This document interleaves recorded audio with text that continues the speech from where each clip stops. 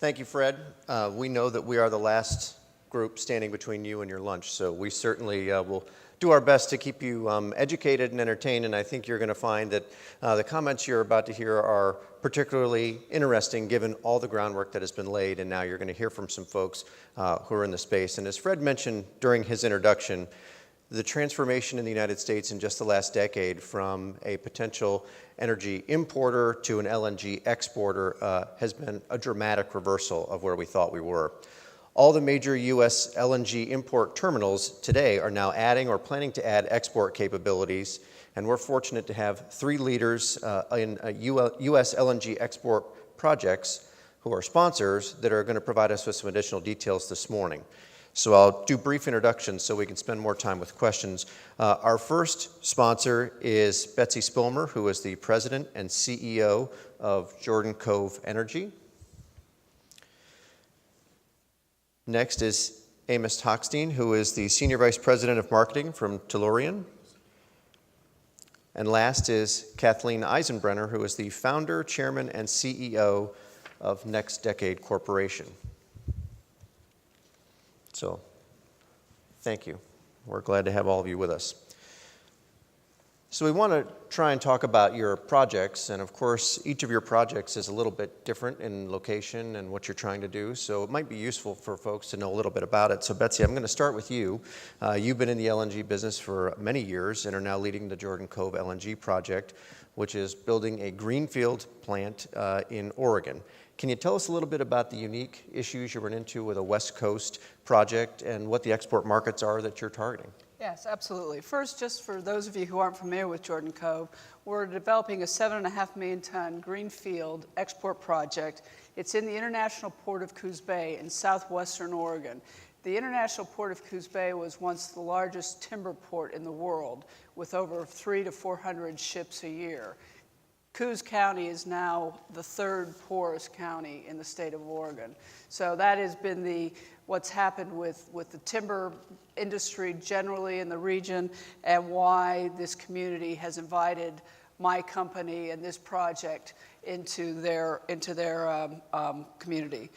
The Port of Coos Bay we're about one hour and a half from the pilot buoy to the berth. So it's a fairly easy 7-mile transit, and best of all, 9 days sailing between Coos Bay and Tokyo.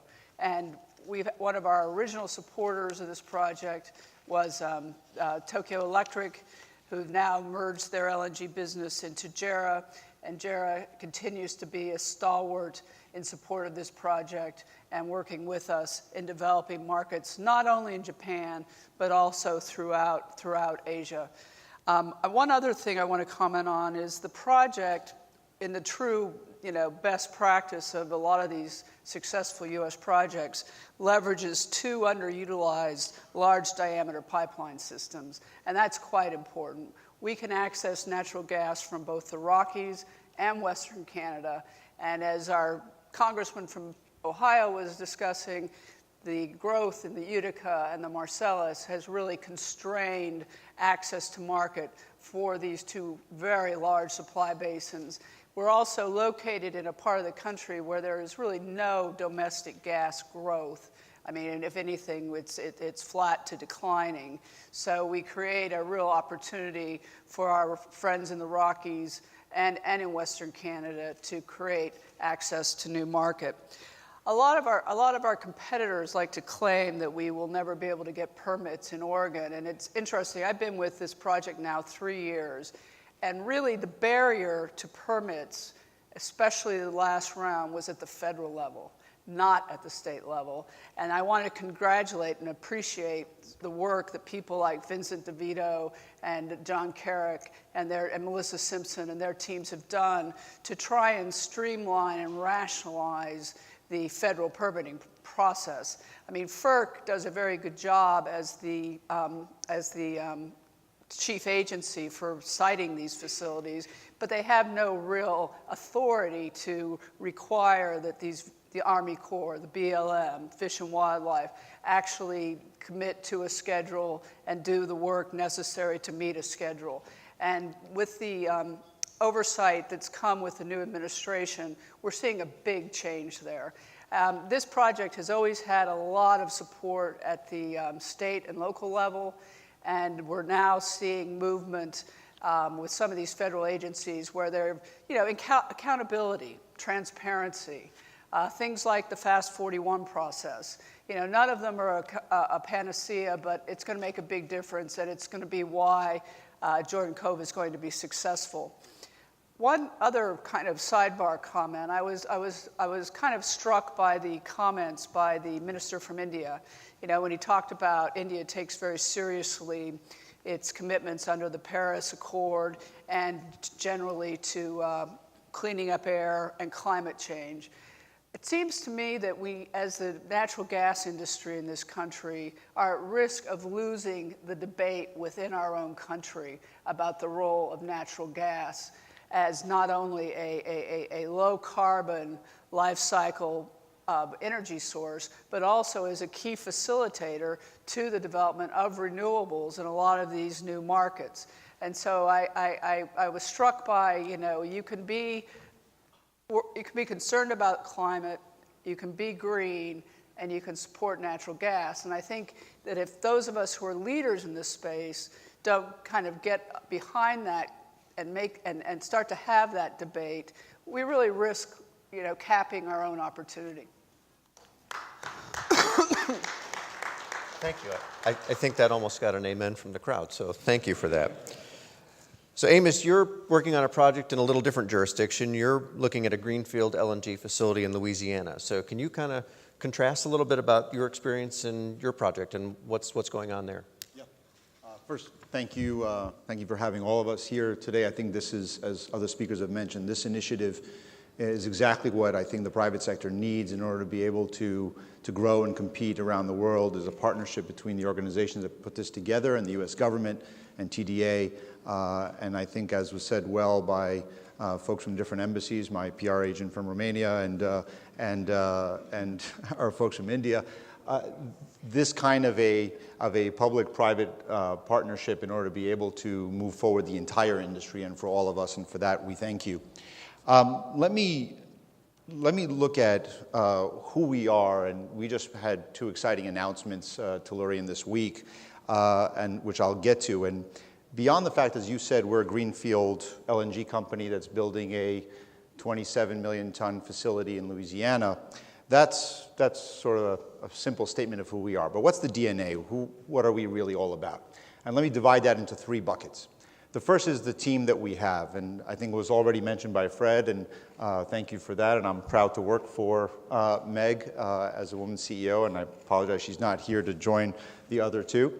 But the team that we have in Sharif Suki is the first, the chairman and the founder of Cheniere before he founded Tellurian, and really a pioneer in the industry of LNG, and going through the building an import facility and realizing that the shale gas revolution may have different plans, and turning that into an opportunity for exports and building Cheniere into that first exporter, and that's where we are here we are today.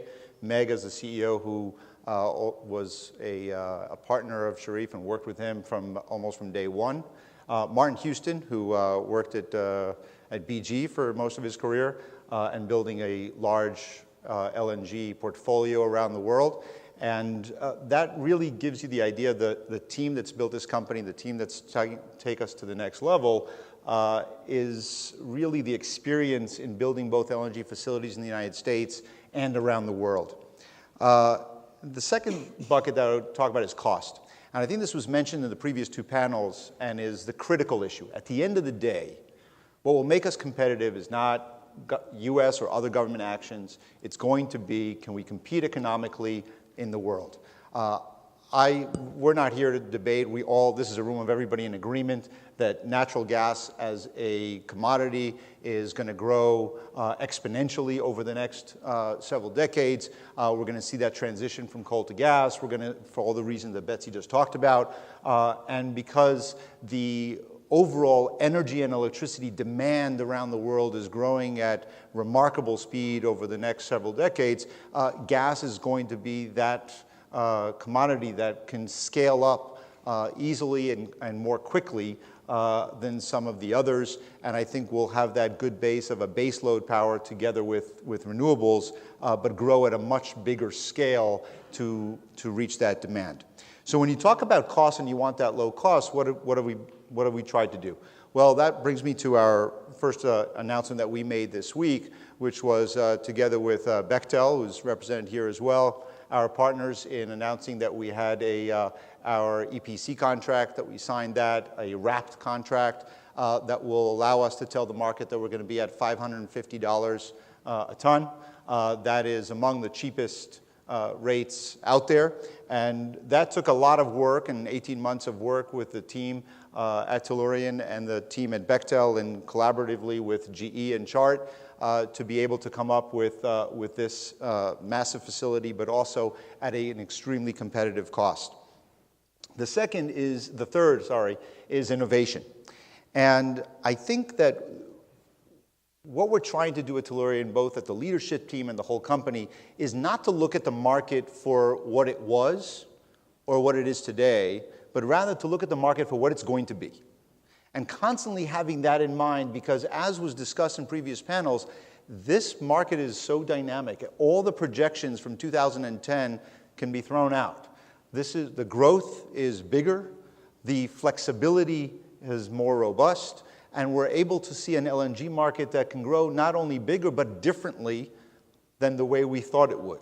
That also means that the contracts are going to be different. We're not going to see as many long-term contracts. We're not going to have the same terms that existed before. And I think the ability to look at that is really what we're trying to focus on. And I think to that end, this is the second announcement that we made just yesterday, and that is that we have finalized our procurement of acreage in the Haynesville to become a more integrated LNG company.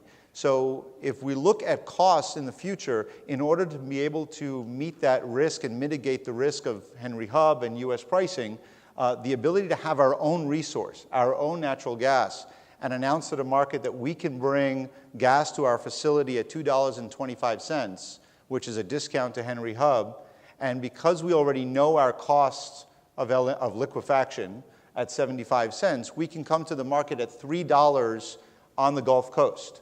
And that's because we believe we're going to have shorter-term contracts, much more on the spot market. So we're going to have to look differently at how do we bring about that kind of price structure. And lastly, I'll say, looking at even the contract itself, what's the relationship with the customer? We have to realize that in the United States, we have some challenges, all of us, in infrastructure. The cost of capital in the United States is more expensive than it is in some other parts of the world. So the question becomes, do we absorb the cost of capital that we have in the United States and pass it on to our customers? Or do we tell customers that have a better cost of capital or a lower cost of capital, can we partner with you in order to be able to put together a structure that will enable all of us to benefit from that? That's, again, looking at this not from the perspective of where we are right now, but looking where's the market moving into the future. And I think that's where we're trying to be. Thank you again. Great. Thank you. Last but certainly not least, Kathleen, you're working on a third project. You're planning an LNG export terminal in Brownsville, Texas. And so, of course, we'd like to know a little bit more about NextDecade and the Rio Grande LNG project. And while you're commenting on that, you may want to also talk about what markets you see as an opportunity for you and where you're planning to focus. Thank you. Thank you, Todd, and it's a real privilege to be on stage with two industry friends. And I'd like to say to Amos, thank you for being my branding agent. I don't know if you realize how many times you mentioned the next decade. So anyway, I'd like to thank the Chamber of Commerce for hosting us in this gorgeous room, but also congratulate you for having a very safe facility. If you can see, I'm slightly impaired, and I can't tell you how often you don't find handrails, especially to get up on a stage like this, but also to get into your building. So that's our safety moment, which in our industry we always, have at a conference. It's a privilege to give you some ideas about who NextDecade is and what we plan to accomplish. NextDecade is a company that I started 7 years ago to develop export facilities for LNG. I had previously worked for Shell, so I've been all around the world and understand the way the world, was. I also had the privilege of starting and founding the company Accelerate Energy, which built the first 8 FSRUs. So the NextDecade management team is filled with expertise from all of those historical innovations and experiences. Our primary project, the Rio Grande project, is in Brownsville, Texas, on the border between the United States and Mexico. It's a 1,000-acre facility where we have designed with our partners CB&I and GE the lowest cost facility for a greenfield project in the world. We're in the middle of the FERC permitting process for the largest single facility under permit. Ultimately, 6 trains of LNG representing around 27 MTPA that can be built sequentially. Our cost per ton are, if we build 2 trains first, $500 a ton, and if we build 3 trains, $450 a ton. So we, like Amos, take cost as critical. It's a critical success factor. But our facility also happens to be permitted with 2 42-inch pipelines that are going to extend from Brownsville to Agua Dulce. And the exciting differentiator about that is that, as probably all of you know in this room, the Permian Basin has become the largest stranded gas field in the world. It surpasses Saudi Arabia and Qatar in terms of the amount of resource that's available for use in our country, for exports to Mexico, but also for exports to the world. And importantly, this is associated gas. So the gas is really a byproduct of producing crude oil. So it is the cheapest feedstock for LNG in the world. So if you combine our very low-cost production facility with the lowest cost feedstock opportunity in the world, we have the opportunity to build a 5 BCF a day pipeline over time from the great state of Texas to the world. And we're very excited about that prospect. Todd, thank you for also bringing in markets.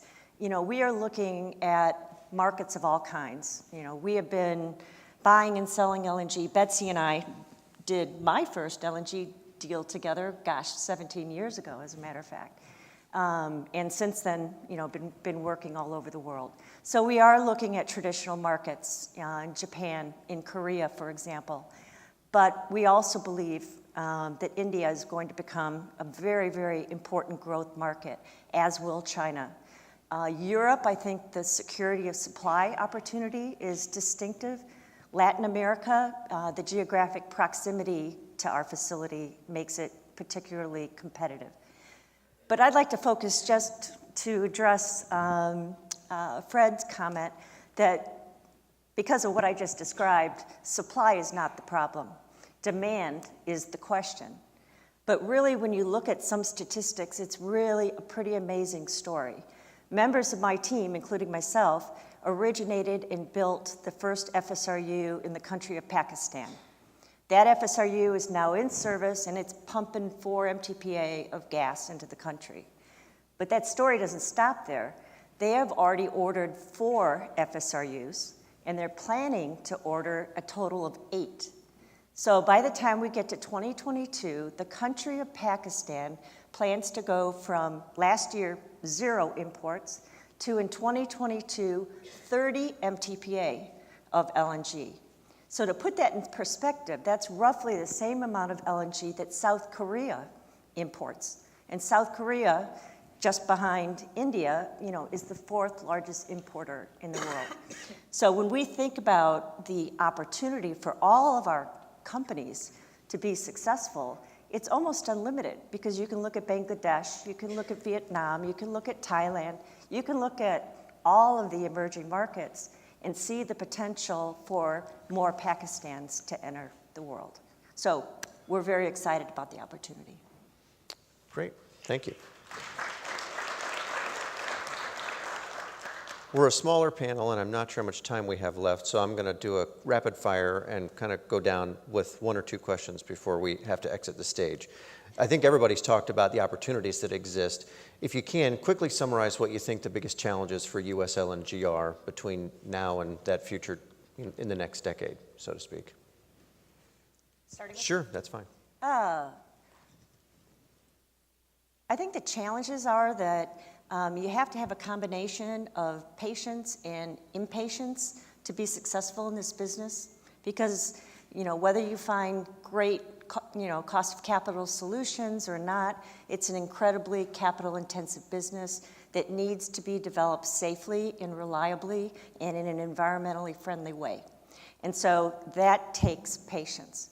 But at the same time, to really push the opportunity, you have to be impatient, and you have to be pushy, and you have to be willing to go everywhere around the world and say, the team back home is doing everything right so that we can be your partner for the next 20 years. So that would be my quick response.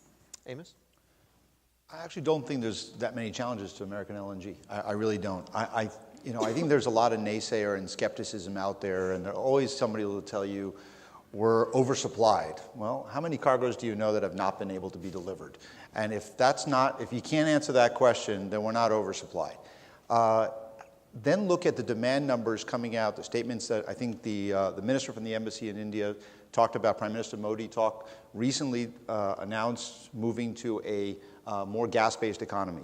You look at the percentages of increase in the 5-year plan in China on LNG. You look at what Kuwait is doing. You look at what's happening in parts of the world, as I think Kathleen just talked about, and nobody ever considered Bangladesh to be the center of from 0 to 17 million tons in a short period of time.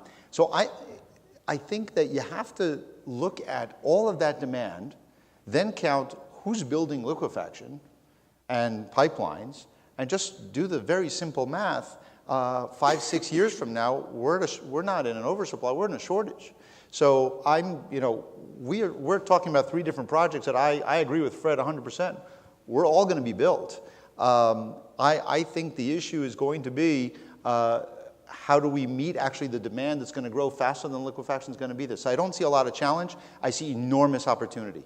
And that's why we're all in this business. And I believe, I think all of us at Tellurian believe that that's why the timing was to build the company now and to come onto the market 2022, 23, and already trading now, beginning this year.